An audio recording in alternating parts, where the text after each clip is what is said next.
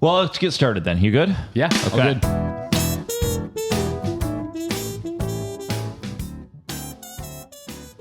Welcome to Poor Decisions, a podcast about craft beverages from an insider's point of view. Our primary focus is wine made in the Midwest, but topics can include just about anything that can pour. Brian Lesbrunts, I'm the host. I've been in this industry for about 13 years. I run the operations at Fen Valley Vineyards, including our client services business. Poor Decisions is presented by Fen Valley Consulting Services. Fen Valley Services is a specialized division of Fen Valley Vineyards dedicated to providing expert winery management and consulting services. With over 50 years of industry experience, we help farmers, winemakers, and wine marketers build successful, sustainable businesses. As a trusted winery management company, we offer customized, consultative solutions tailored to the unique needs of each client. Whether you need assistance with winery or tasting room operations, complete winemaking services, e-commerce support, or something else wine-related, our team of experts provides the experience and hands-on support needed to elevate your winery's success. Learn more at www.fenvalley.com. Today, I'm super excited. We're joined by Andrew Backlin, who is the Director of Production and Winemaker at Modales. Happens to be our neighbor, so it was easy to con him in to come on into studio. So welcome, Andrew. Thank you. It's awesome to be here. Good. Well, we're just going to start out just jumping right in with kind of your backstory. You're not from here. I know that much. So tell us tell me your story. Yeah. Grew up in Northern California. So, just geographically was surrounded by grapes. I didn't have some family connection or history, but, just like Fenville, you're surrounded by agriculture. So that was the jobs, that was the economy nearby. Really didn't have it's not like I was growing up and had some family member who was in the industry, but, a lot of friends, things around. Never really thought of having it as a career. I'd actually went to school to go into ministry. So done 3 years of school to go into ministry. Realized on year 3, didn't want to do that 4th year. So kind of floated around. Was always really big into music. So actually left school and started playing hardcore music. So ended up getting signed by Sony Records Metal Imprint and got to do that for 3 or 4 years. So touring full time. That's kind of how I got exposed to Michigan, just getting to tour and be over here. Kind of got at least a glimpse of, what's happening out here. I was so blown away how green it was, and the lakes and everything. When music ended, didn't really know what to do. It was kind of bouncing around. I worked on bottling lines in high school, like just odd jobs. So I'd kind of, seen the insides of wineries. But at that point, it was when the big craft beer boom was happening. And so we had Russian River Brewing right there, some really iconic brands. That's where, Lagunitas right there in Petaluma. So really had fallen in love with craft beer. I was like, that's what I want to do. I'd done chemistry in school and stuff. So it's like, there was a job opening for an enologist position. And I knew some people at the first winery that I worked at, Steel Wine. So I took the enologist position thinking, hey, this could really translate into what I really want to do, beer. But you kind of know how the wine bug bites you, you start pulling layers like, wow, this is way more interesting than I thought it was, and I think I just thought of, red wine, white wine, it is what it is. And I thought there was such a bigger color palette in brewing.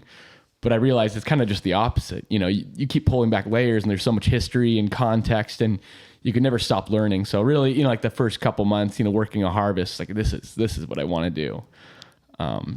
And so ended up going back to school for enology there in California. So kind of got my technical chops up and up. I was dangerous enough to work in a lab, but didn't really understand the theory behind wine, but really just got passionate, I was single at the time. I could just sit in books all the time and just really absorbed everything that I could and got passionate. So I ended up being the assistant winemaker there at Steel Wine. So I was there for 3 years, mentored under a great winemaker named Jed Steele. He was kind of the founding winemaker for Kendall Jackson. So that California style of Chardonnay, that was kind of his brainchild. He got sued by Jess Jackson. There's books about the whole fight. But yeah, he had a really cool brand there. It's actually in Lake County. So, there's Mendocino, Lake County, Sonoma, Napa. They're like little square almost. So right over the ridge from Napa and Sonoma. But did a lot of Sauvignon Blanc. We were working with Blaufränkisch, weirdly enough, over there. Aligoté, just a lot of weird oddities. And Jed was like kind of that I don't know if it's the first generation, but those guys that came up in the 60s, before there was all the active dried yeasts and enzymes to tweak things. So he had a really like old school approach. Now people would call it like almost natural winemaking, but that's just, you didn't have all these tools in your toolbox, and he never really like moved into those. So I learned kind of how to make lower intervention wine before I even knew the title of it, So as it translated to here, it's just kind of what I learned up front. So that's kind of like where the style or the thoughts came. He has a son named Quincy that was really into like, leaving Sauvignon Blanc on lees in a barrel in Salford for 16 months, just doing weird out of the box stuff. And that really like left an impression upon me. So, did that for 3 years. I'd met my wife. She actually grew up in the same town as me, and, really reconnected with her. I'd met up with her again when I was on tour. So we'd reconnected. She was out in Michigan, actually in Albion. So made my way out to Michigan the first time in 2015. I worked at a small winery called Lawton Ridge. I think you guys have done some work for them. Yeah, we know those cats for sure. Well, now they're under new ownership. Yeah. But yeah, for sure. But it was such a good transition into Michigan. They're like really kind people. They're doing fun stuff. And so I went from making, like 150,000 cases to making, I don't know, like 1,500 cases. So it was a big translation, and there, really got to be really hands-on in every process. In California, it's so segmented. You have a bottling line manager, you have the enology team, a GM, everybody kind of has their little bucket they work in. And then coming to Michigan, you guys have that structure, but there's the wineries are not as structured as they would be in California. So really got to be hands-on and get to do things for myself. So actually did that for 2 years. And I think California was just calling my name at the time. Done a couple Michigan winters. I'm like, I think I want to go back and I'm going to go finish my master's, go to Davis, finish my master's. So I ended up going back to work at Duckhorn Wines while I was waiting to, you want to be in the California, you want to be a citizen or a resident again to get those rates. So kind of biding my time working at the big production facility for Duckhorn. So that's where they make, Decoy, the mainline Napa brands. It's actually in Hopland, so in Mendocino County is where they make it. But they just purchased Calera and Costa Brown. So I got to work with a bunch of cool, all over the state fruit. And that's definitely kind of next level, like I said, Steel Wines is more low intervention. Duckhorn's like, UC Davis winemaking. It is clean. It is repeatable. And so that was really cool to get introduced to that. I was going to do more time, and then this opportunity, we were custom crushing for, before it was Modales, for Jim and Carol, the owners, at Lawton Ridge. So I made a couple of wines for them. And Todd, who was actually your vineyard manager at the time, he was working on the project, and he asked while I was out in California if I wanted to come out and start a brand. So was able to come back out. I came back out in 2018, and we kind of built it from the ground up. So getting to define a style, really be there when everything's built, and that really was, it's like, okay, do I do my masters, or do I do the thing that I do with my masters? And Michigan just has. There's just a lot of adventure here still. Things are growing, it's really exciting. So I just kind of took that bet, my wife and I packed up our cars, a Honda Civic and a little Mazda and drove out with our dog, and the rest is history. So we opened up Modales in 2019, right into COVID. So that's been a ride, but we've grown it from, making like 500 cases to this last vintage, we made 12,000 cases. So it's been a pretty quick growth trajectory, and it's been really cool. There's like a million questions I want to ask coming out of there. Yeah, that was a monologue. I'm sorry. No, I love it. I would have interrupted you if I wasn't, if I needed to, but so I want to go back. So music. So you were on tour. Yeah. Playing what kind of genre? Like heavy metal, hardcore. Okay. Just the growly stuff, Yeah, it doesn't feel like the typical genre of a winemaker. Not that there's any rules here, but right? that's fantastic. And you were in Michigan touring? Yeah. When I'd never been to Michigan. I think everybody in California, if you haven't seen it, like it's like the Arctic or something. You know, Yeah. people, Oh yeah.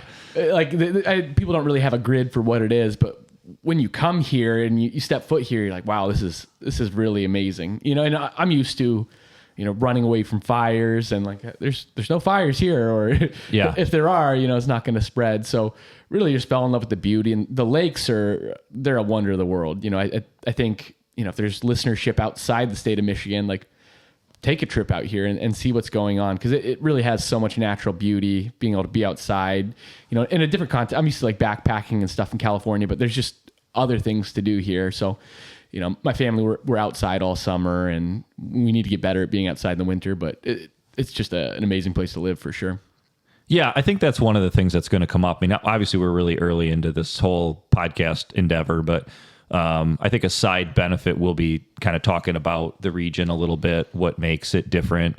Hoping to get some folks like yourself who have some perspective of the different regions outside of Michigan, and then how that kind of compares with what we can do here, and what we can do here along the lakeshore versus what we can do in other parts of the state.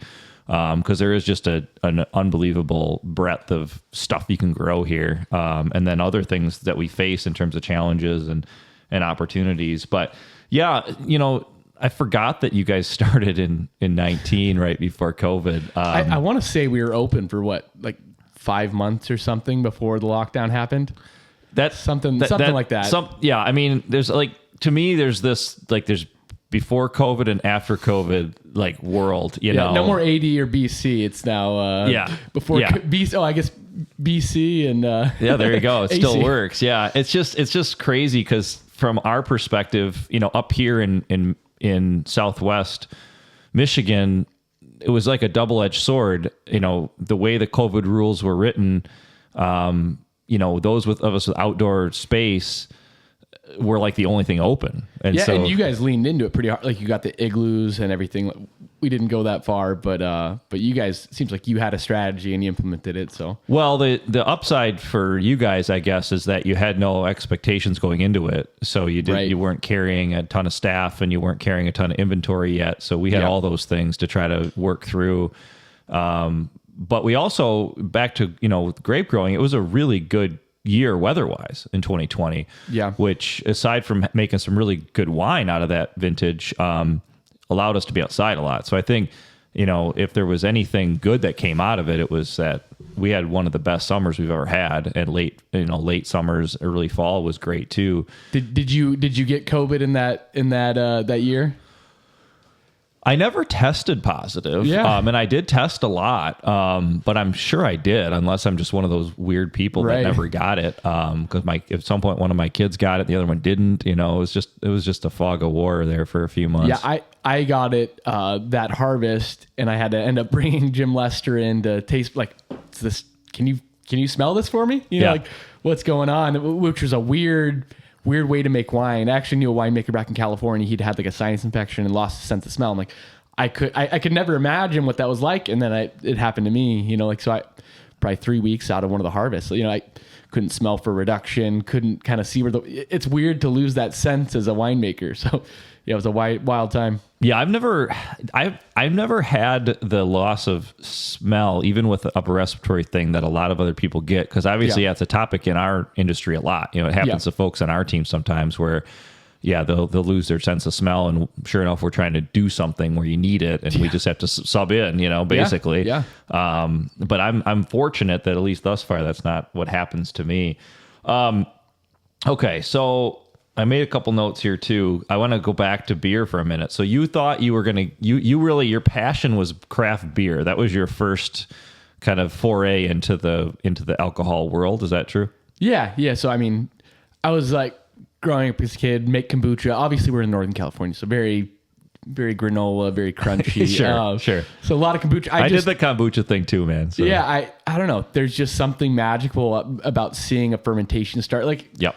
I don't know why I'm sitting here watching this carboy for 30 minutes, but there's something like that transformation. It still feels like magic. Like, you could get why people back in the past thought it was some energy or some force. You know, it's translating this normal thing, you know, juice or sugars into something different and complex. So, you know, I was like home brewing beer, you know, when I'm like 17, like my parents are cool with it. It's fine. But you know, just really fell in love with just fermentation, I think, and I know, craft beer's changed so much, but 15 years ago, like, man, that was exciting. That was cool. This has never been done before. Like all these new styles just coming up. So it felt new and fun. And so I was, working, at little micro breweries, just like trying to get my foot in the door.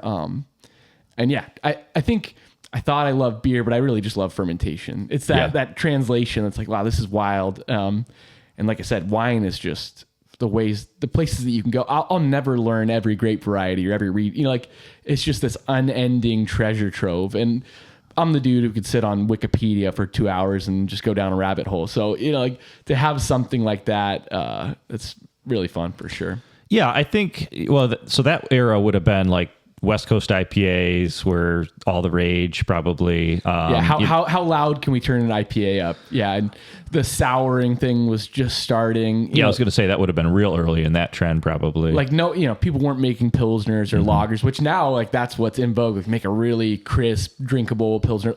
At that point, it's like how extreme can we make something? So that. I don't even know if the hazies were coming out yet, but like people were playing around with stuff like that, and like all these new hops are coming in the market. So it just seemed like, wow, this is cool. Yeah, I think about it a lot because I made beer at home too. Yeah. I don't think I was 17, but I was younger for sure, and got the bug, like you say, that first time that you see a glass carboy. You kind of waiting for fermentation to start, and all of a sudden it starts, and it's mesmerizing in a lot of ways. And then just to see how the yeast will affect, the flavors, aromatics, everything. And the nice thing about beer is that you can do it over and over again because your raw ingredients are pretty shelf stable. Yeah. That's one of the things I find that's really challenging about us in wine is, we get like one shot a year to do it, Yeah. What do you a certain wine you have, hopefully 40 times you can do it? If you're lucky. So it's like, man, you only get 40 shots at making this wine. Yeah. And that's, it's a blessing and a curse because it makes it really interesting because we're always learning.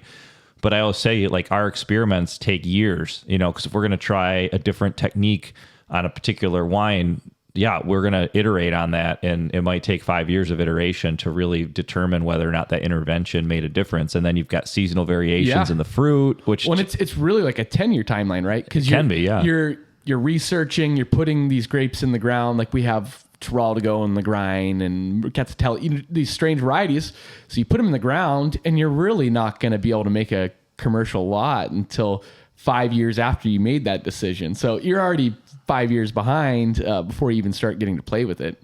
So it's very like, how does this grape grow? Like, how am I training this? How am I pruning this? So you're already iterating on the vine, and then you have to go and make this stuff. Yeah, for sure. So tell me about that. What is your day-to-day job now? I mean, as the director of production at Modales, what does that entail? Yeah, we're a pretty small team. So I have an amazing vineyard manager, Ben, who now he handles all the vineyards. We have an assistant winemaker who's really the boots on the ground guy. So I'm sitting behind a computer a lot, but I do a lot of the sales. So I'm the one working with our distributors, figuring out the outside sales stuff, design all the wines, and then just have a lot of touch points. In the past, I've worked a lot in the vineyard, so I'm spraying, I'm pruning. Have kind of backed away from that, and Ben's totally taking on that.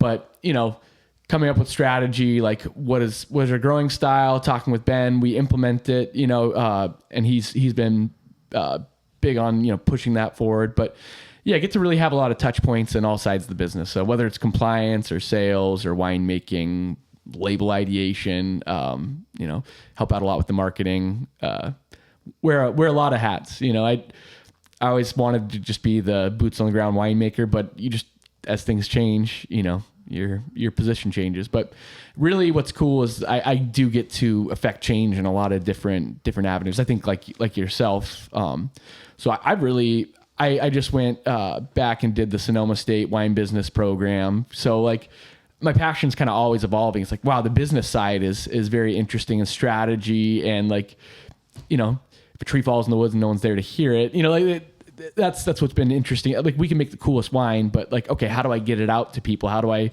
bring the message, especially making Michigan wine, because we're already kind of behind the ball a little bit. Like people have expectations, good or bad. And there's a lot of people who, especially when we started, it's like, no, I'm good. I don't need to pour it. You're pouring with buyers like, no, I've had Michigan wine. I don't need it. So, it's just how do we change that perception? So that's what's been fun for me, is really getting the business, the sales and marketing side of things. Yeah. I think, a couple of strings to pull on there. One, I came from the software world, and in the world of technology, especially packaged software, there's a role called a product manager that is essentially the one who kind of goes between the market and the engineering team to really make sure that what you're building is in line with what a customer needs, versus just a hammer looking for a nail. Yeah.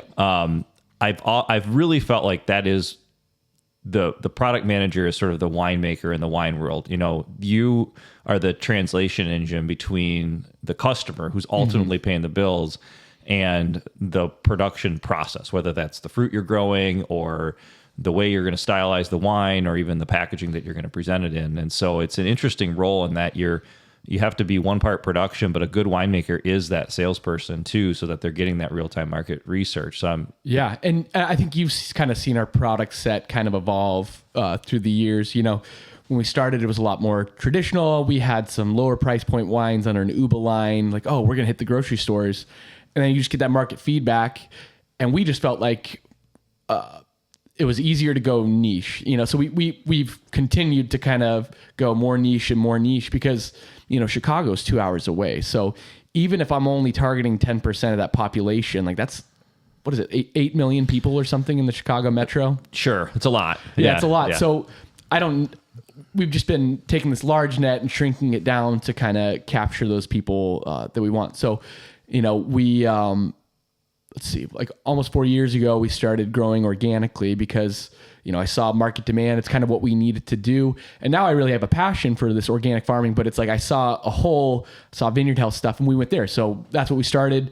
Been doing native fermentation stuff kind of since the beginning, but really pushed into it because that's kind of where we saw the market going, where it's like, oh, I don't want to try Michigan wine, but here's a Michigan wine that does this, this, and this. It's like, okay, that piques my interest enough to get it in the glass. So yeah, that's kind of the stuff that we've been going towards because, you guys are great and you have a wider net. So it's like, why are we playing in your pond? So, being here in Fenville, like, how do we differentiate ourselves? Like, they do that great. What can we do great? Yeah, I like that. I've always felt like we're good neighbors because of that. When people ask us, where should we go? We're first of all, our industry is always promoting each other, which I love. It's not a rivalry situation. We know, and I think you alluded to this. We have a long way to go in the perception world. It doesn't take long to build a reputation that you don't want, and then you're just in that hole digging out of it. It's fun when people walk in and you do get them to try, and they're just like blown away. But it's fun to talk about the differences in how you guys do stuff versus what we do. And I think for the consumer that's going to make an afternoon out of coming to our appellation, it gives them a real breadth of different style. We're definitely more kind of that down the middle kind of, this is what you should expect. But you guys still, like, you do Zweigelt, you do, like, so you guys play around too. Yeah, for sure. Well, we're trying to kind of go into that where, okay, you take, like, just say Pinot Grigio, for example, a wine style that everyone's heard of, everyone's had, but then really showcase how a cool climate can do it, in a very fruit-centric way. So we're taking those same styles and really just trying to present them in our climate. Yeah. And you guys are taking this approach of organic, native fermentations, very non-interventionalist compared to what we're up to. And so I just think it's fun for customers to be able to sort of experience the whole thing when they get to our area. So I appreciate that. Yeah, and what I thought's been fun being neighbors, and like you said, that openness and kind of camaraderie, it's been fun getting to work with your winemakers, and we share notes, because I think a big part of that idea of terroir, it's not only, the sun, the soil, but also, like, is there a regional style that kind of ties things together? So I've loved kind of, working with your winemakers, talking with Michigan Wine Company, talking with Wincroft, where we're all kind of keying in on, like, hey, we kind of want to center around some of this, for winemaking styles that gives the region an identity. Like Beaujolais has a regional identity, not just because of the soil, but there's a kind of a through line ethos. So that's been really fun to have the community here. And I think, the future for Fenville wine is bright. Yeah, for sure. I mean, when we started up here in the 70s, we thought everybody would be up here because it's great. It's a great growing region. We've got good slope, good soil, pretty good lake protection. And then everybody kind of set up shop like an hour south of us because they were closer to Chicago and has really good spots down there too, for sure.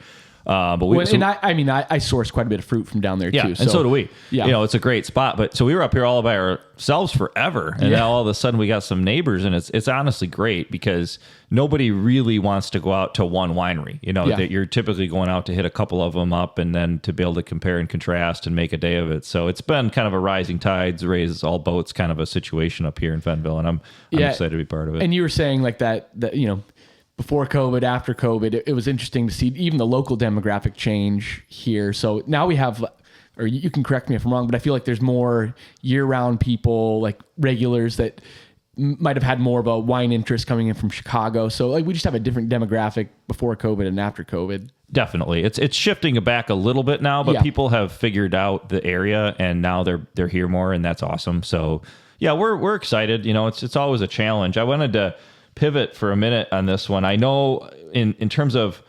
kind of technical market trends, etc. You're a self-proclaimed Riesling head, right? Yeah. Where did that come from?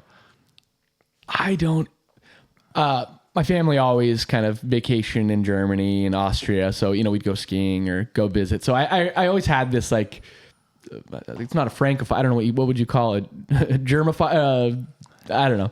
Always had loved that region of the world. Yeah. So and then the winemaker that I worked under, Jed Steele, he which is actually his nephew is Adam Satchwell that was at Shady Lane for a while. I think he's at 2K. Mm-hmm. Yeah. So there's a connection there. So I actually got to try Michigan wines before I ever moved here because Adam would send some to his uncle, so I get to try that. But Jed just loved like older Riesling, like it's your birthday, here's a bottle from the 90s. And I just like having aged Riesling was kind of one of those epiphany moments, like, wow, this is really cool. Having like a 20-year-old bottle that's still fresh. Especially and a white wine, right? Yeah. And so, I think it was just seeing the gamut that Riesling can be and the versatility and the ageability and just like the grace of it, and then, you have these single vineyard Rieslings, and even if they're one mile apart, like they show terroir in a different way. It's not like I love Chardonnay, but you can really feel the hand of the winemaker on Chardonnay, and you can kind of make it be whatever you want it to be. Same with something like Cabernet Sauvignon. Riesling's just very transparent. So it's like, I feel like it tells a story really well of where it's grown, what happened that year. And yeah, I think, the market has kind of caught up to some of my likes, which has been awesome because, all the Soms and the professional wine buyers, their first love's Riesling. It's a funny dynamic because, people start out on Riesling in their wine career and they end in Riesling in their wine career. So it's fun to see that happen. People start with, the Blue Nunish, maybe a Fetzer bottle or something like that has some residual sugar. And then I feel like they drop off in the middle. They're like, oh, nope, I only drink big dry cabs. It's this getting past ego kind of thing. Like, I'm serious. If I drink this big cab, people take me seriously. I'm out on a business trip. I'm going to order the Caymus because it is what it is.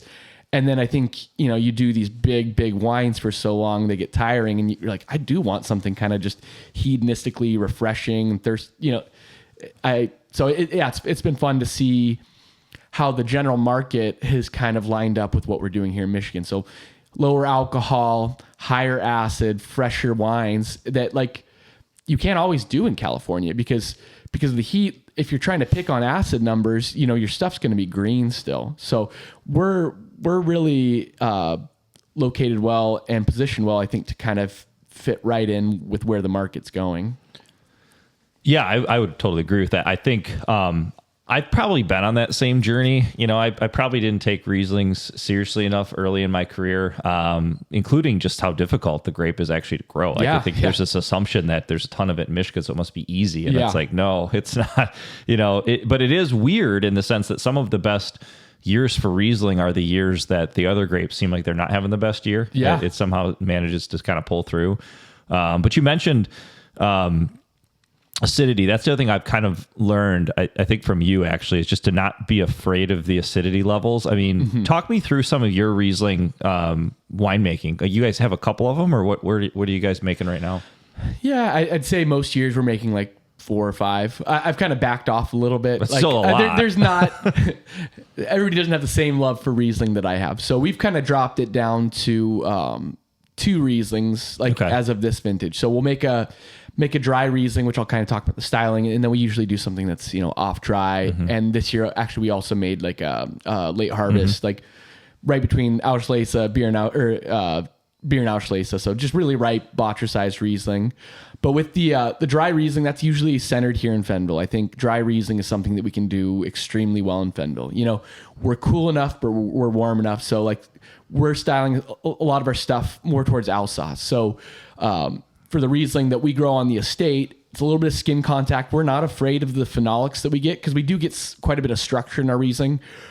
But because these can be such big wines, like it fits in there. So doing a little bit of skin contact, we've actually changed the whole program up for, I don't know, maybe the last 5 years, fermenting our dry Riesling in puncheons. So large, double-sized oak vessels that have been used probably, 10 to 12 years. So they're completely neutral. Yeah. But with the dry Riesling, we're really going for texture. So fermented in the barrel, we're doing some lees stirring at the beginning. It's native yeast, so it's really, really slow. Yeah. I mean, we had a Riesling we called Halbjahr, which means half year in German. It took 6 months to finish.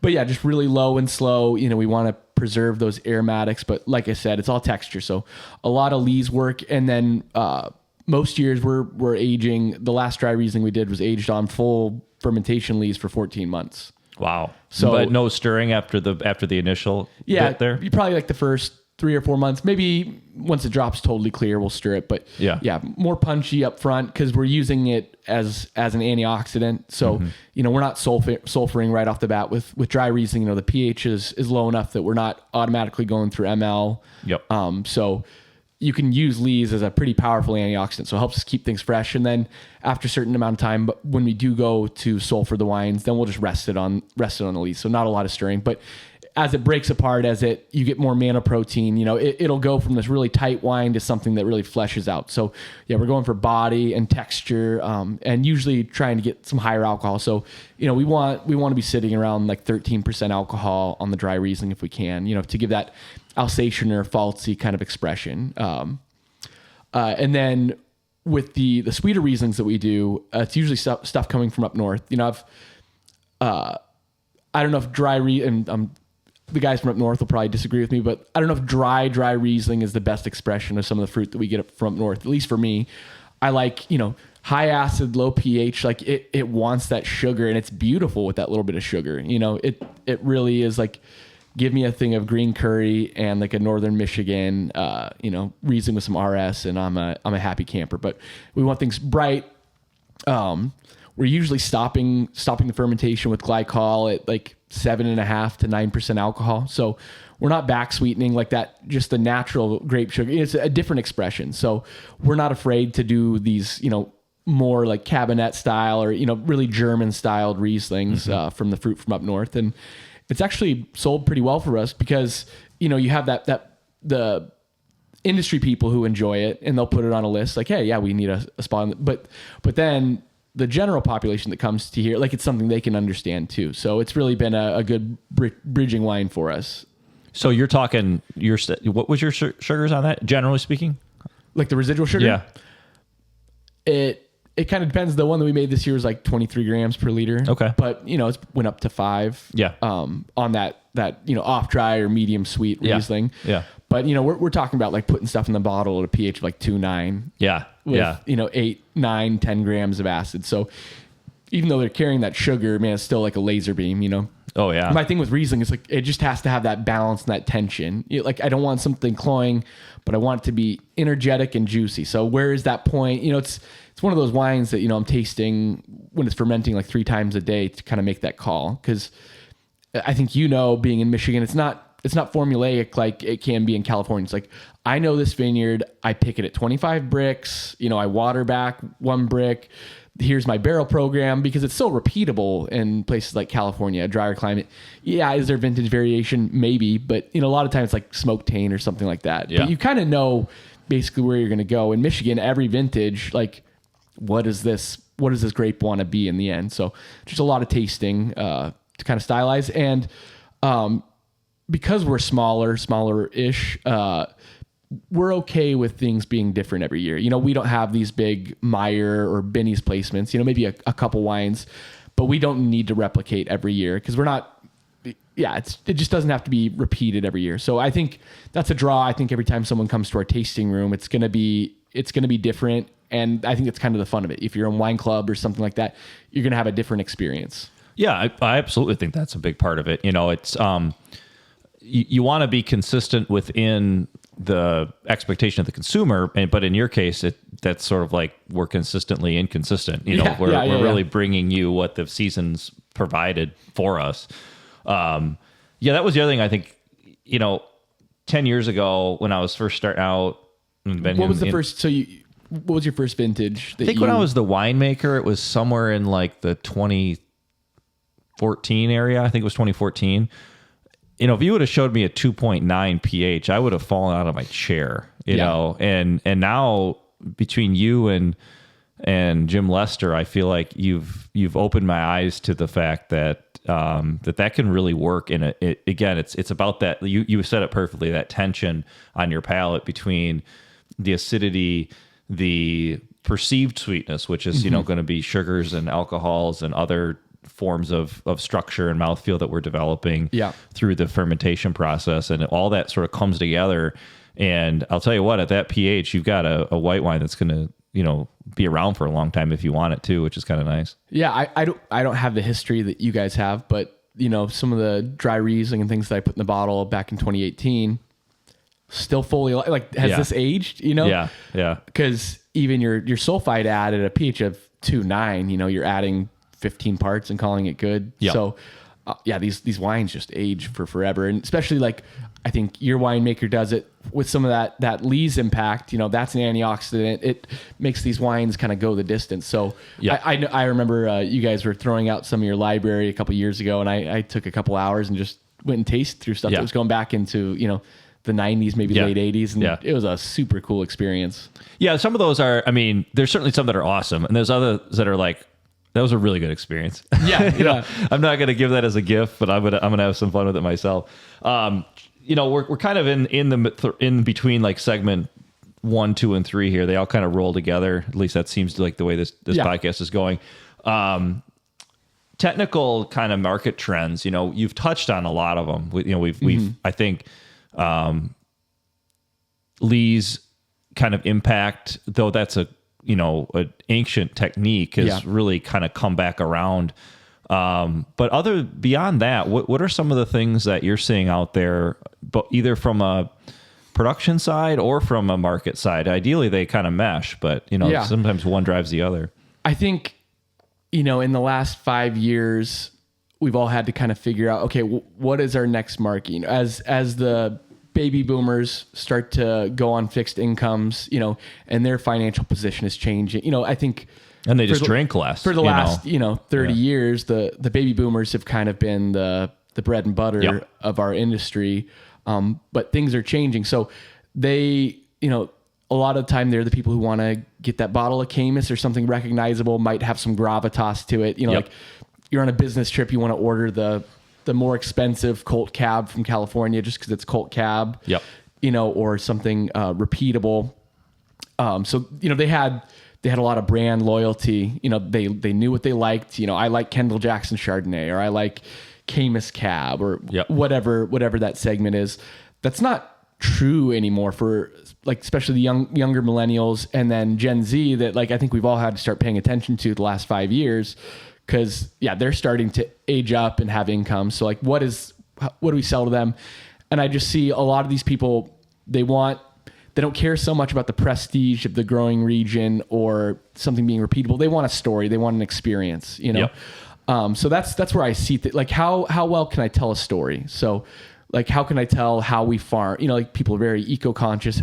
How do we get that out there about how we farm and how we treat these things? What's the story? Like, who's the artist that we have on our label? Like, those are the things that they key on into. And then, you know, value too. They don't need to go spend $90 on a bottle of wine. Like, as long as it's good, they'll drink it. And I think that's been a boon to Michigan. Like, if you make something good, you know, we're all about it, especially if you have a story. People like this farm to table local wine thing. So I think that's where we're starting to win with some of these younger generations. So it's like, it's not a cog. It's not just a commodity. You know, it is a story. It's an experience. And that's kind of where I see the market going. So, you know, we do a lot of wines with art series labels that are interesting, that maybe tell a story about the wine. We loop in artists from Saugatuck. You know, we have such an amazing art community here.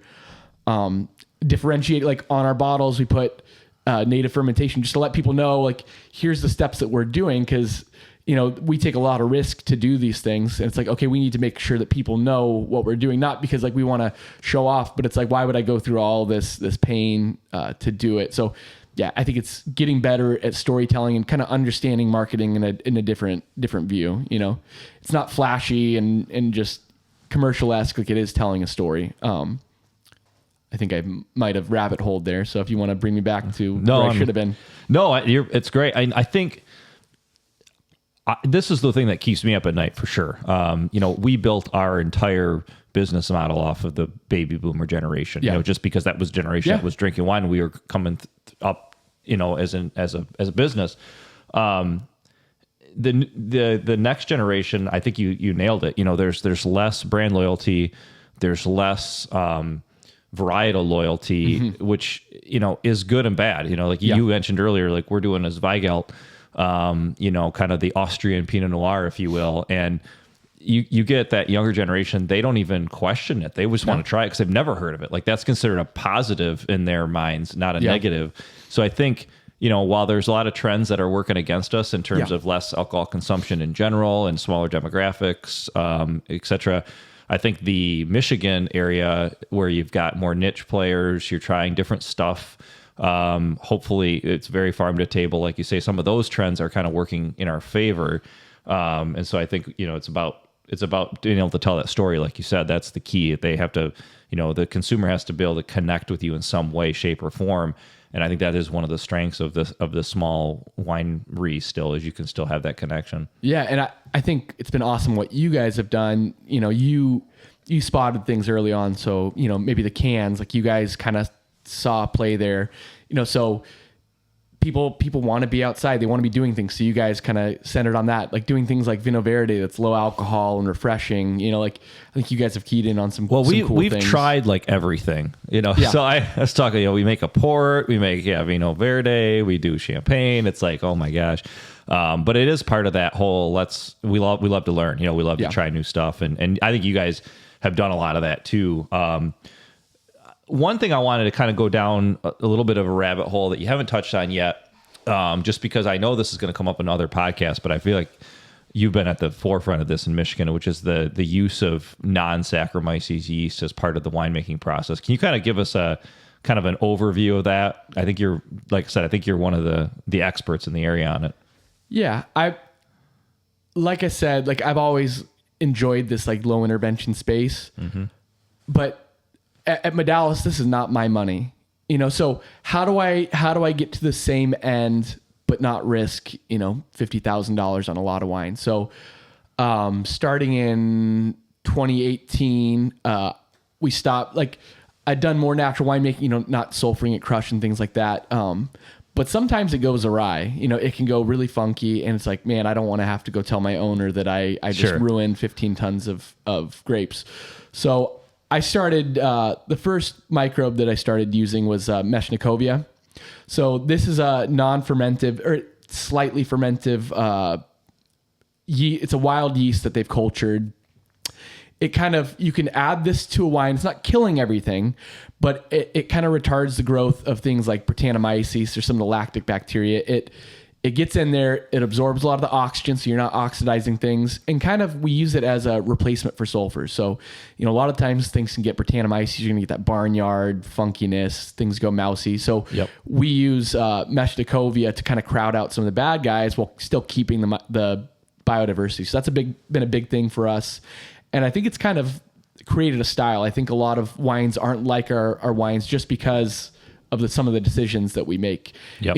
With that, we don't have to use so many exogenous enzymes or things like that because we're not, the sulfur deactivates a lot of these enzymes. So, we just have a lot better natural cold settling. I think as you, especially if you have varieties with terpenes, it's taking enzymes to make these things aromatic or thiols and Riesling. So really like to preserve the inherent quality of the grape or kind of show off, what's happening out in the vineyard and what that grape's about. So yeah, Mesh Jacobi has been a big one.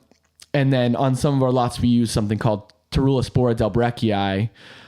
This is another semi-fermentive yeast. So it'll get you part of the way there. But again, it's not killing off your other microbe. It's just supporting. So it crowds in the mix to kind of beat out Chlecra or Brettanomyces and keep us going. But it also generates a lot of biomass. So because our wines are really lees driven, this releases a lot more manna protein. So we're not having to make wines. You talk about acidity. We don't have to make them so soft to have them appear soft or kind of plush on the mouth because this wild or cultured yeast is kind of helping us get there. Mm-hmm. And then 90% of the time we never pitch Saccharomyces. So there's a couple lines, our Sauvignon Blanc, our Rosé. When I was saying we don't want to repeat things, I guess that's not fully true.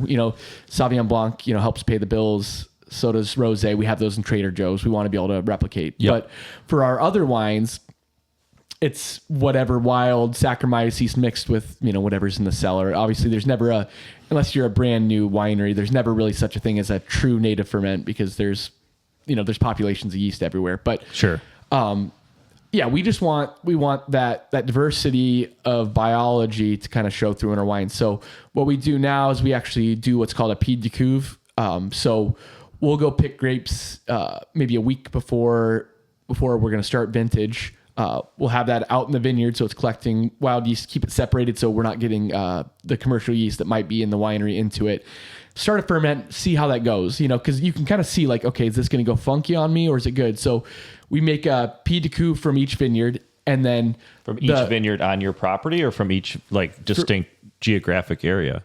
So, so at La Gracia, which is the vineyard that's on site at the tasting room, we'll make a pied de cuve from there. Okay. And then we'll make a pied de cuve from our Las Bronza vineyard that's like 8 miles away or 8 minutes away, like closer to the lake. So that we can highlight that biology because they are different, like just that 5 degrees difference, the different soil types, the different biology that's around, they express themselves totally different. So we actually do a lot of single vineyard ferments where there's a Pinot Noir from here, Pinot Noir from there, treated exactly the same way in the cellar, but the biology is different and they come out, drastically different, which is, I think going back to the idea of terroir, it's not just the sun and the soil, but also the biology that you have. If you're leaning into that, if you're not killing everything off with sulfites, I think it's just another step to kind of telling the story of what's happening on our vineyards. Yeah.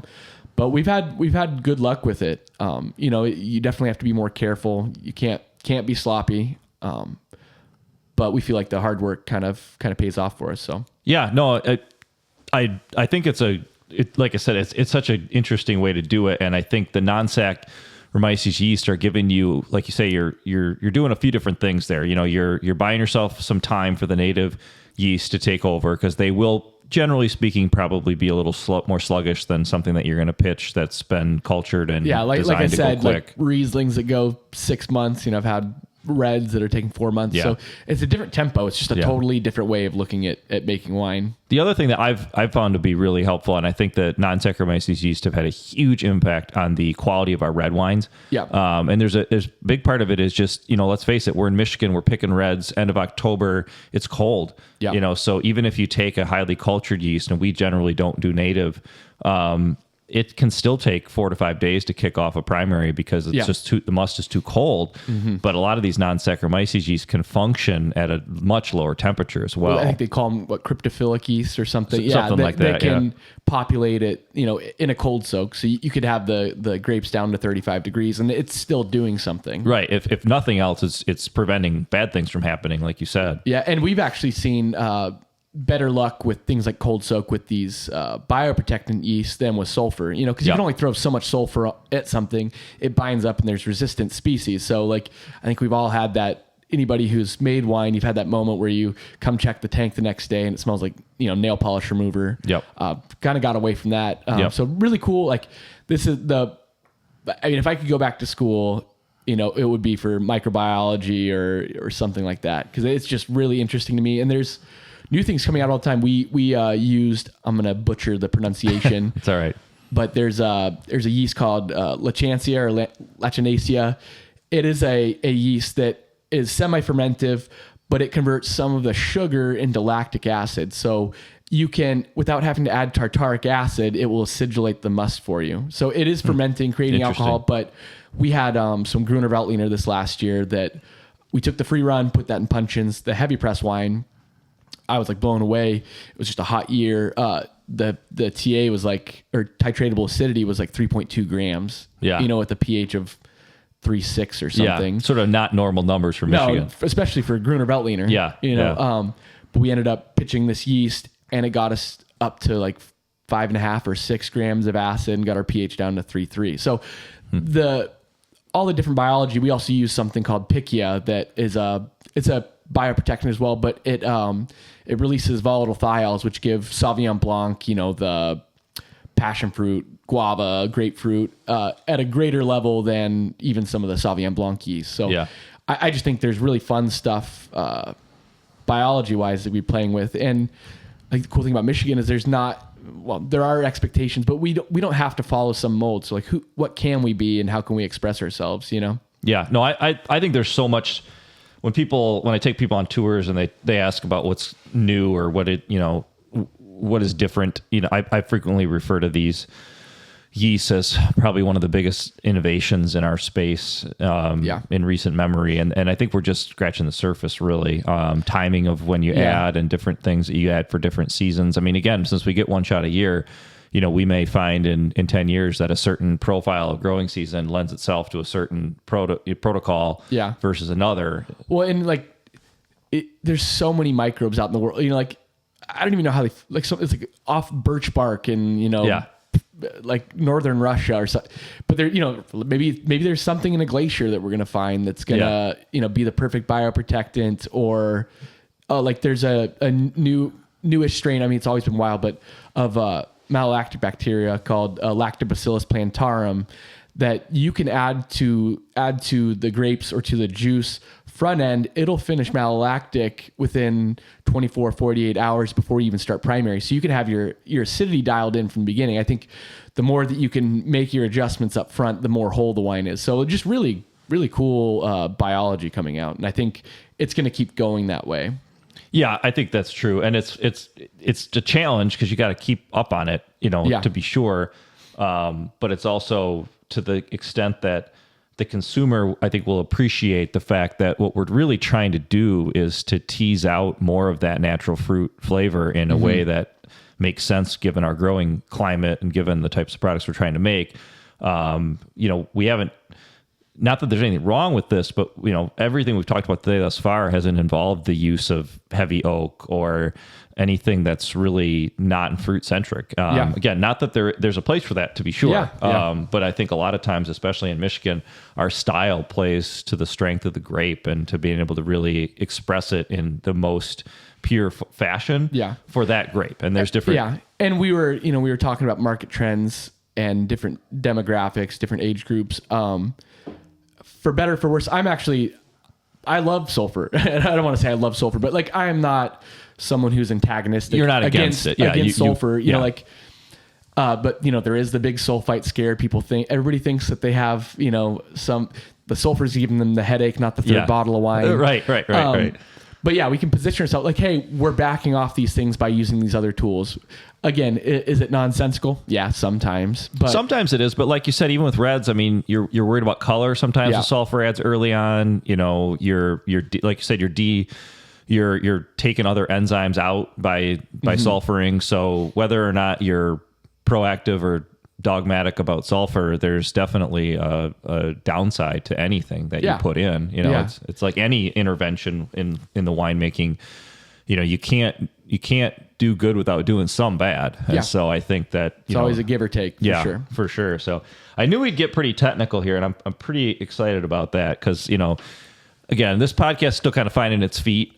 I'm sure that a year or two from now, we're going to look back on some of these early episodes and go, man, what the heck were we thinking? We've gone in a whole different direction. But, but I generally want to be more on the technical side, with the idea, though, that if you're a consumer that just likes wine, that that we're kind of demystifying that whole process a little bit. I think that's the other thing that is on trend right now is consumers, they really want to understand their food source. They want to understand not just where their food comes from, but how it's produced. And so I'm thinking that we're set up well for that, especially over at Modales, because again, you guys have just really done a great job of showing the consumer how you make your wines. Yeah. All right. Well, this is, I think, a good time to transition into what is technically speaking the third segment. Although, again, there's sort of blurry lines, kind of a microcosm for wine consumption in general, right? Everything kind of gets blurred together as you get going. But one of the segments that we're going to always try to do is to try to do a tasting. And it's always easier when we're in studio because I can't fax you the wine or whatever. But so I'm gonna get this one going while I'm getting the bottle opened and kind of ready. Maybe you can talk us through what you brought in today.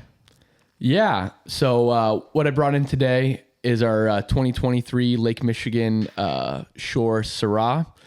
This was my first time getting to play with Syrah in Michigan. So I'd done it in California, but that's just a different beast completely. A lot bigger, plushier, jammy, like pushing towards that, Australian Shiraz style. So I'd never got to play with such cool climate Syrah. So it's just a totally different animal. So when we kind of ideated on like what we were going to do, I really love those, Northern Rhone Syrahs, the ones that have more of that cracked pepper. They're brighter, they have good acidity. They're a little bit more crunchy, almost like more of like a Pinot drinker's Syrah rather than, cab drinker's Syrah. So this fruit was from two awesome vineyards, one being Lemon Creek down in Berrien County. Okay. And then one being DeBlanc. There's not much Syrah in the state, so really have to, couldn't really make a single vineyard Syrah. Maybe we will in the future. Is this your first time doing it? This is our first time doing a Syrah. Yeah. So, sourced from two vineyards. This is probably, don't quote me, but I bet this is probably 60% of the acreage in Michigan that went into this lot, So this was 600-ish cases of Syrah. We took this fruit in. Again, this didn't see any sulfur at crush.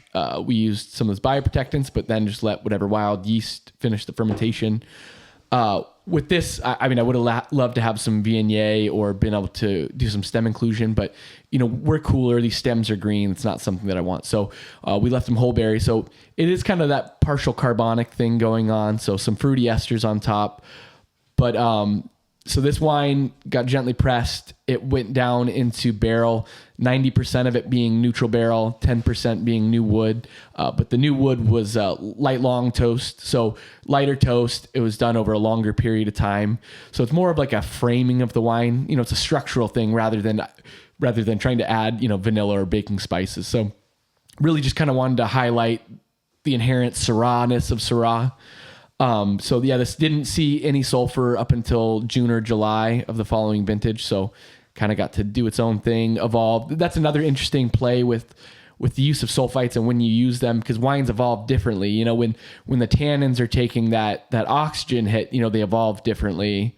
So it's fun to kind of play around with where we go with that. And also, I don't love it all the time, but Brettanomyces does kind of creep in, and something like Syrah, it's something where I appreciate a little touch of it. I think that's where you get a lot of that bacon fat, the more animalistic side of things. Okay. Well, it's beautiful looking. There's no question about that. Dark, as you pointed out, most of us in Michigan who've been making wine don't have a lot of experience with Syrah. I've certainly drank a few of them in my day and judged a few of them in my day, but I've never actually made one, so I wouldn't know the first thing about it. So I'm impressed, and it's cool to have something different.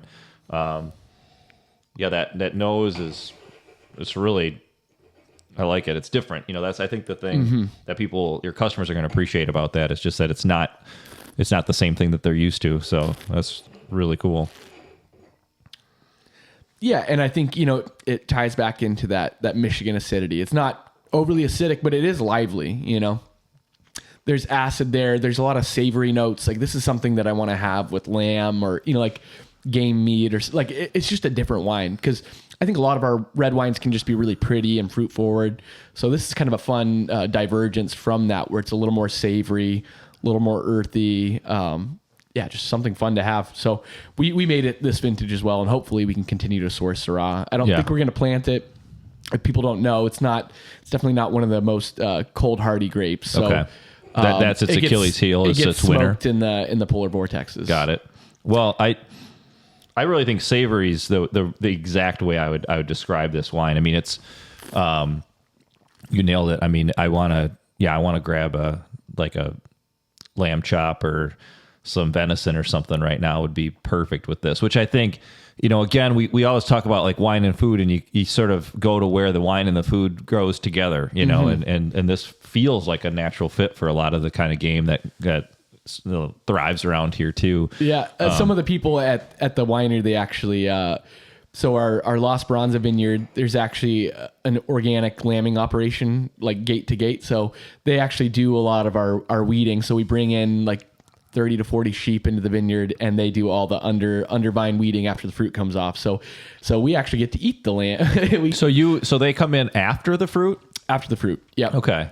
We just, they're a little too adventurous, and they'll eat grapes. They'll eat grapes. Okay. They'll start eating, shoots and things like that. But once it's dead and it's woody, they're not like goats that want to eat, wooded material. Yeah. But they come in fertilized, and then we get to eat the lamb. Nice. So that kind of a terroir on terroir play, get to eat some lamb that was feasting off of our vineyards. It comes full circle. Vineyard, but I love it. I do pick up, I think, like you kind of hinted at it, maybe just a touch of Brettanomyces on the nose, which, we often joke, but it's true, a little Brett for complexity. The challenge is it's like a little is good and a lot is not good. And I think you've struck a balance there where it's just this little bit of funkiness that makes it interesting. Yeah. Some of that maybe from the carbonic, like you said, too, obviously. But like if you go get a selection of stuff from the Northern Rhone, like 8 out of those 10 bottles that you picked up are going to have that note. So I think it's just playing into the style. We don't want it to go too far. So we're low intervention, but we'll use intervention when we need to. So like this wine, it got to a point where we have that just inflection of Brettanomyces, and then we'll use something like chitosan, which is a naturally like fungally derived product that will kind of stop Brettanomyces in its tracks, because it's actually a really tough bug. Yes. Like sulfur. I mean, the amount of sulfur you'd have to use to knock it out is not realistic to have a drinkable product. So 100%. So yeah, like what's the least impactful thing that we can do on the wine quality while still getting the job done. So we're always playing around with like what's another way of looking at this other than what's just right on the textbook. So use a lot of things like chitosan to kind of, all right, we're to the point that we want it, we're going to stop there.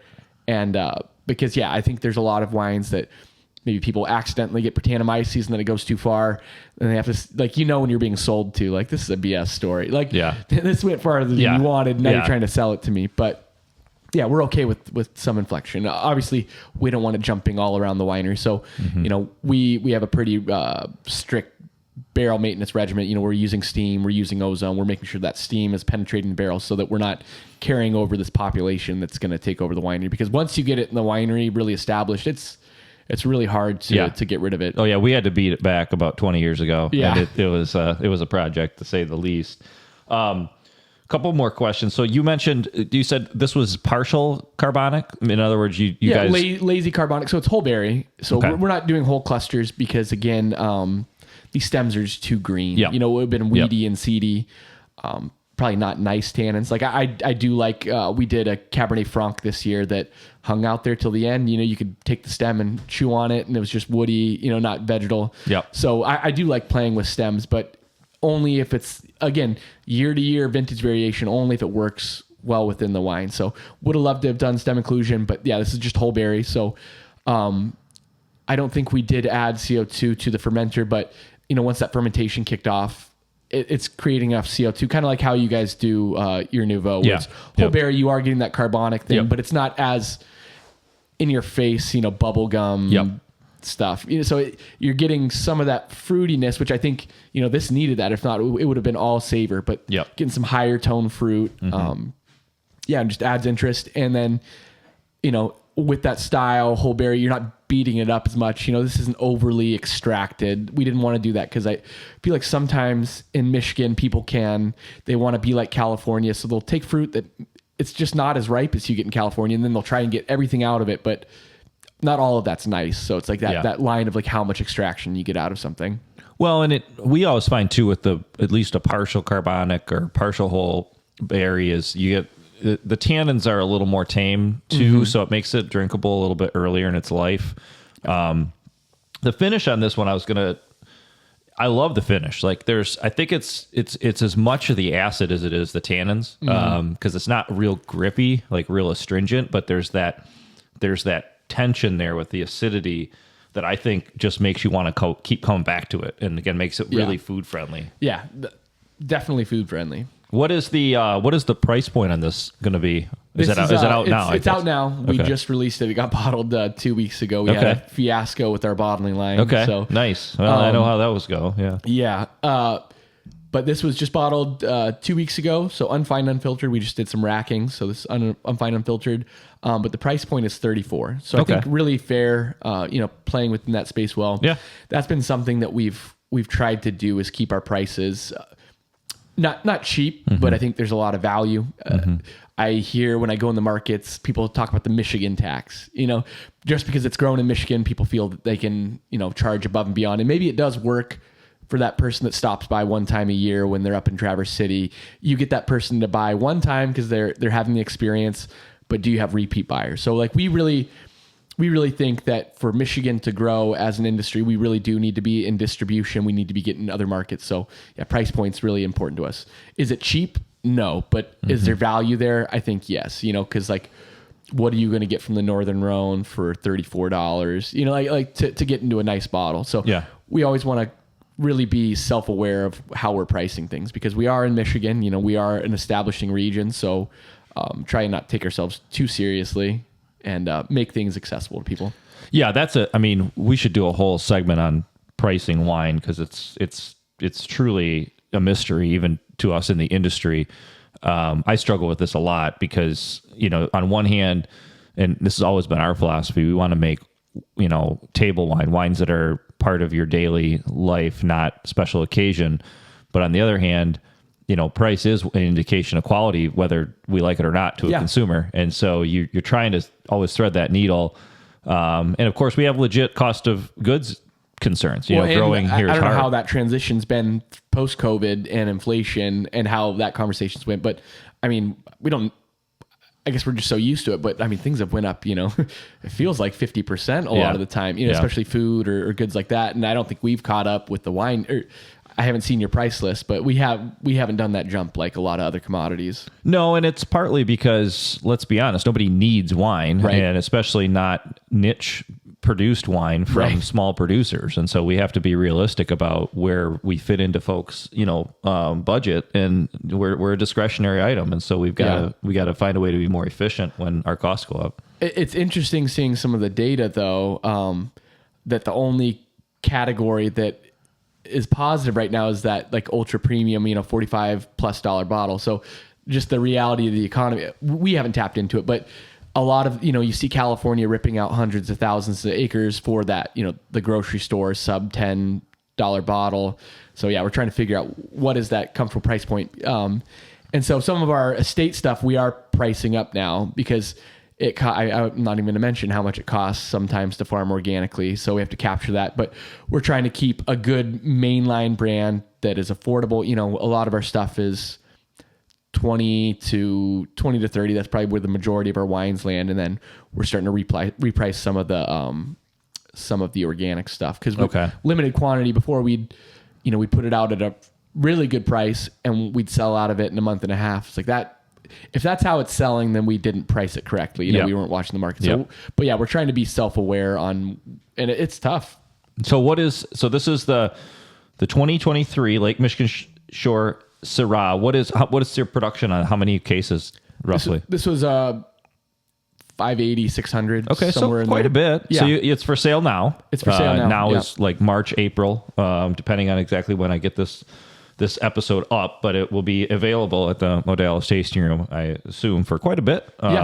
It's really good. I'm impressed. Should go through the year, and I think this will be a fun one to lay down. Like I think this will be one that I know, what is it? What's the statistic? 90% of wines drunk within 24 hours of purchase or something like that. It might be a wives' tale, but I just anecdotally, I know that's pretty true, but this will be a fun one to, grab 3 bottles, drink one now, drink one in 2 years, and let the other one go, for a while. To me, we keep coming back to it, but this is a food wine. Yeah. I mean, but not because it's huge and like it needs food next to it. It's because I think it's really got just that savory side of it that just makes me want to eat. It's definitely not like some hedonistic bottle, like that. The Australian Shiraz is just punchy in your face, juicy, like just I'm gonna have a drinking session with the bottle. Where this is like, I think it, food makes this wine come alive, and this wine makes food come alive. So it's fun to do some of those bottlings. Yeah. What would you say, like Fen Valley, like on that spectrum, what would be your wine that kind of fits that category, at least for you? Well, that's a great question. I think or is that ever like a thought? Like, do you guys ever like, we want to have a food wine or? Well, we try to, we almost aim for that target with a lot of our wines. Yeah. I think that's something that's always meant a lot to us, is this relationship between food and wine. We have a lot of events that are designed around the idea of pairing food and pairing wine. And one of the things I like to do is to kind of break that traditional mold of, this with fish and this with, I tend to think of it way more in terms of flavors and intensity of flavors, and so looking for some of those threads that you can work between the two that are more subtle. Yeah, we just did a wine dinner with Boss Wines and ourselves at Little Bird in Grand Rapids. Okay. And the protein course, the steak course was two Rieslings. That's awesome. Like letting acid be that buffer rather than tannins, with all that fat. Like it was, I can't remember if it was porterhouse or what, but something like it was pretty fatty, and like that's fun. It probably blew people's minds. Yeah, it blew people's minds. Yeah. Because like, wait, what? This is the protein course? I love that. That is so great.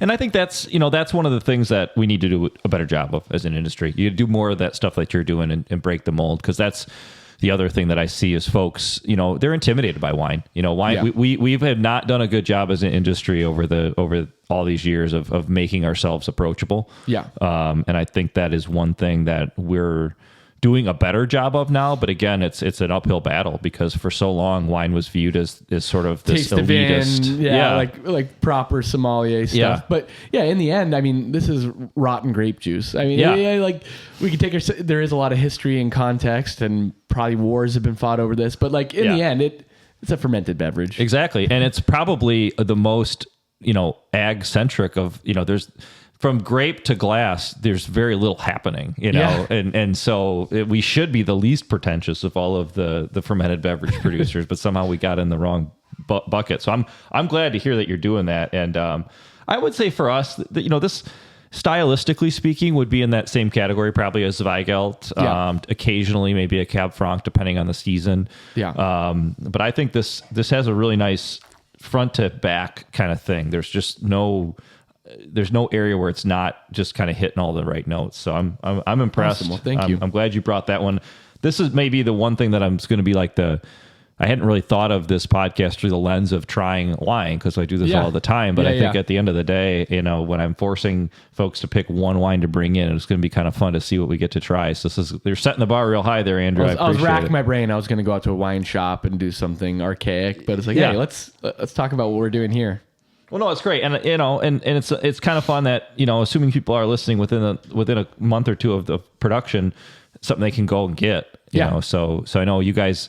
Modales is, like I said, they're our neighbor. So, right off 196 here in Fenville. So it's an easy place to get to and to try it out.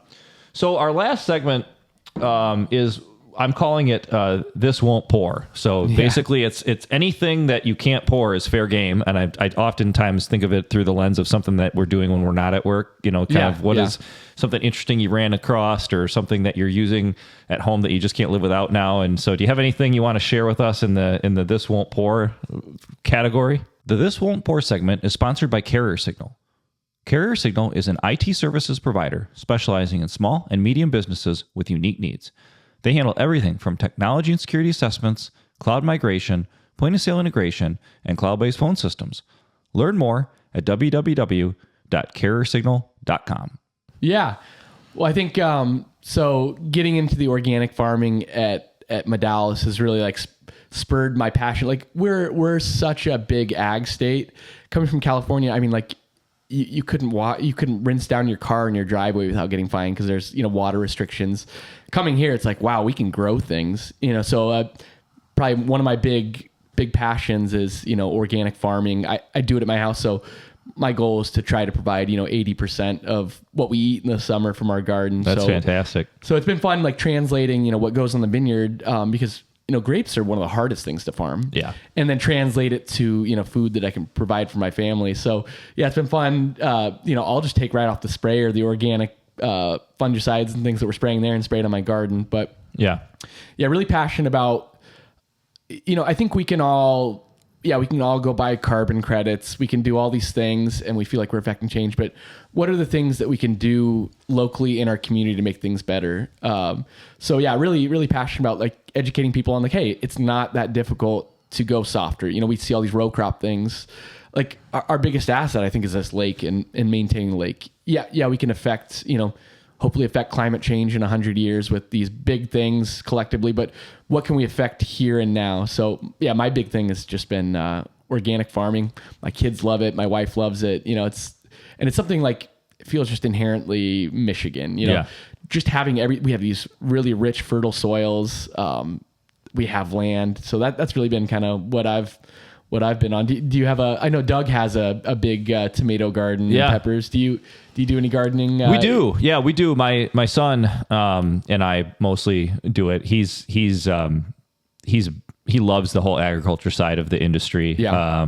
He plays Farm Simulator, which is a computer game I allow because I figure, all right, that's fairly realistic. And so yeah, we do because like you say, it feels like everything grows around here. Like it's sort of crazy. I grew up on the east side of the state and which is great too for farming. Yeah. But it's just different, to see like our herbs will often overwinter here because we're by the lake. Yeah. And there's stuff that just pops up after like 3 years of being what didn't come up, and then it just comes back again, and you're going, holy cow, this is just wild. What of all the things that you're growing at your house to eat, what's your favorite thing, and then what's the most productive thing? What's been the easiest to work with? I grow a lot of peppers. My wife is like a big hot sauce fan, so doing my love of fermentation. We'll do like fermented hot sauces. So awesome. I mean, we do get the heat in the summer, so we can really ripen peppers. Absolutely, it's awesome just having like leafy greens all the time too. We eat so much salad, so it's like because we are cool enough. I mean, we can grow lettuce almost the whole summer. Yeah. So we're warm enough, but not too hot where the stuff's bolting. I have a mixed relationship with growing lettuce. So what's one that's a go-to if I want to just start over and not fail on an average year? So it's not necessarily a lettuce, but there's a cabbage that tastes like lettuce called Tokyo Bacana. Okay. Really productive. I mean, you're getting to 12 inches in, a month, but really productive. You can cut and come again. But we love, you can saute it or you can eat it as lettuce greens, but it's kind of foolproof. Okay. I'm gonna look that one up because we do. Yeah. Doug handles the tomatoes. So we handle, we do like a lot of the stuff that you're just going to want to grab out of the garden and eat that same day. You know? So you're not having to go anywhere to get it, which I appreciate too. Cucumbers or Yep. So that technically speaking, my This Won't Pour is on a related note. We didn't plan this. A few years back, maybe 5 or 6 years ago, I decided to build my own drip irrigation system for my gardens at my house. And I really thought this was going to be like a huge project, and it's so easy. Like it's unbelievable. I'm not going to mention any specific websites because there's like a billion of them out there, but the stuff for doing your own drip has gotten so much easier to go at. And to me, it's kind of like an adult Lego set when you're putting it all together. But between, you know, we generally get enough rain, but when we don't, to drip onto the plant just cuts down so much on your weed pressure and the amount of water you're using. And you're not growing all of the mildews because you're overhead applying water. Exactly. That's super cool. It's been a lot of fun. Did you feel like working on the farm kind of gave you some keys to even just gardening, working with the grapes? Well, when I first started out, kids were really little, and of course I went overboard and had like an acre of garden for home, you know, and then I've since dialed it back to a reasonable amount. So I think if anything, I just had a lot of trouble understanding the scale of my own operation since I'm at a commercial vineyard on a daily basis. But there's no question that, you know, having a T-post pounder nearby and all the different tools around that you can just get at makes it a lot easier. And a lot of our team has gardens at home too, so we can swap war stories and produce and everything else. So well, and I think growing vines, that's kind of what got me on this organic kick for producing my own vegetables. It's like, man, some of this stuff is pretty nasty that goes out. You know, like you don't think about it when you're at Meyer, you know, how this produce is grown, but it's like, man, some of this stuff is pretty ag intensive and pretty nasty. So it's been rewarding to like take some of the stuff that I've learned in the vineyard and apply it to my garden. Cause some of these pesticides are not nice. Like when you look at these, you know, re-entry intervals or things like, I don't know if I want to eat that. You know, like totally. And I think, and it's just something about having the food in your yard that is awesome. You know, we don't live, you know, I won't buy a tomato out of season. Cause like you go to like these mealy, nasty, mushy things. They're the worst. They're the worst. Yeah. We can a lot. Because that's our downside is we do get one season. You know, I'm very jealous of some of my friends down south where they're getting 2 tomato crops a year, and it's like, that'd be nice. But at the same time, I do like the seasons. Of course, I'm a skier, that helps, but I like the change of season, and it keeps us busy. What's your mountain here in Michigan? Or is it mostly just Colorado? I mean, that technically that doesn't pour, so you're in the right segment for that. I mean, we go out west a lot too, but you know, Michigan has some great stuff too. I think it's just about setting expectations, you know. So we have Bittersweet, which is right next door to us here, which is great. I haven't done that yet. They've managed to cram 2 high-speed lifts in like a little hill. It's pretty amazing. They can rocket you up and down pretty quick, which is kind of handy. All the stuff up north, you know, is great too, and it's often about the atmosphere as well. You know, you go to the place and they've got the outdoor fire pit, and you got, you know, people in ski gear, and you can put that anywhere in the world and it feels a lot the same in a lot of ways. So I grew up, you know, pretty close to Tahoe and then Mount Shasta. So growing up, we probably had like 75 ski days a year. So it was weird going from that to here. I haven't done as much here, but we went to Boyne and we had a great time, like, especially for the kids learning, you know, nothing to be scared about on these hills. But Boyne has a nice face run that's, you know, steep and fun. So I just have to kind of reframe like quicker runs, but you know, I think they've really, Michigan, they do the entertainment, you know, so like the lodge is cool. Like it's not just skiing. So, well, that's the thing. I mean, especially as I'm older, you know, so much of the ski trip is not actually skiing because, you know, the runs are open for a few hours a day. Yeah. And so it's all the other stuff, and it's the time with people, and it's everything else. So I think I'm appreciating the fact that it's mostly about getting away. But are your kids on like a ski team? Not in a ski team, but they do love to ski. You know, I started them about when they were so young. I think it might be the only thing that my son likes more than farming is maybe skiing. So it's been good. And I will say this, as those are the industry, it doesn't hurt to pick a sport that you do in the off season. So, you know, sure. I can certainly tell you my summer sports have waned, and certainly fall sports are just a no-go at this point. No more cycling. Yeah. Well, I can squeeze that in, but you know, if I was really into football, I'd be in trouble because that fall gets a little bit hectic in our industry in Michigan. Well, it's like the perfect timing. Like you just did a big harvest, and to get away. Even if it's not like, you know, a serious ski trip, but just like getting away and being outside. It's awesome. Yeah, for sure. Now, I will tell you this, coming off a ski hill putting a fire in and then grabbing this Syrah would be about perfect. You know, this would be a great post ski dinner wine. I think it would definitely do the trick. Although I will say this, just lazy charcuterie, you know, like cured meats would be awesome. Yeah, cured meats with this would be awesome. I will say that other thing though I like about this to get us to where we're heading into is I think this is a red though that I would drink in the summertime too. Yeah. You know, there's some that I can't touch when it's 80 degrees outside. Yeah, I mean, I think we were talking about things that are on trend, that like slightly chillable, you know, less structured wine is. So yeah, we're positioned really well to do stuff like that. So yeah, you could definitely toss this in the fridge for 20 minutes. It's not going to like beat you over the head when it is hot outside. For sure. I love it. Well, Andrew, it has been awesome having you here today. We covered a lot of topics, which I totally expected. Like I said, I think of when we line all these up in a year, anytime you're on is always going to trend more in the technical direction, and then random direction, like ski hills and everything else that we get ourselves into. You're kind of like me. When you get into something, you go all in. So it's always fun to chat with you. We really appreciate you coming in. And if you are in the Fenville area in the next year or so, come check out this Syrah. And it sounds like it's going to be part of the standard program. So once again, this has been Poor Decisions. I'm Brian Lesbrance, and thank you, Andrew, for joining us today. Cheers.